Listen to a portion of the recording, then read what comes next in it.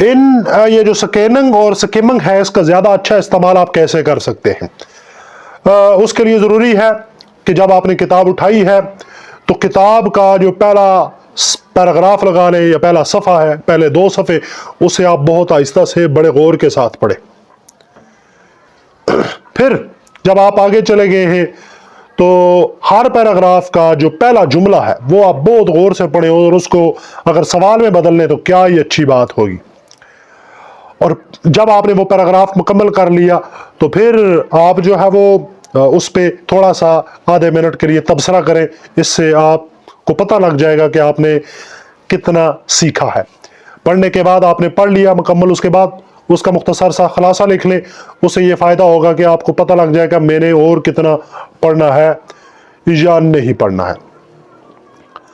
اگر آپ بہت تفصیل سے پڑھنا چاہتے ہیں تو پھر آپ کے ذہن میں یہ باتیں ضرور ہونی چاہیے۔ پیراگراف شروع کرنے سے قبل آپ اپنے آپ سے سوال کریں کہ یہ پیراگراف جو شروع ہو رہا ہے اس میں 5 چیزیں ہو سکتی ہیں: کون، کب، کہاں، کیوں اور کیسے۔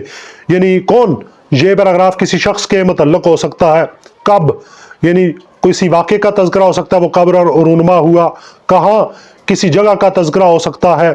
کیوں، کوئی کسی مسئلے کی کوئی وجہ بتائی گئی ہوگی یا کسی واقعے کے رونما ہونے کا سبب بتایا ہوگا۔ کیسے، اس کی صورتحال بتائی جائے گی۔ تو یہ سوالات اگر ہم اپنے آپ سے پوچھ لیں تو زیادہ بہتر انداز سے ہم مطالعہ کر سکتے ہیں۔ چھٹی بات،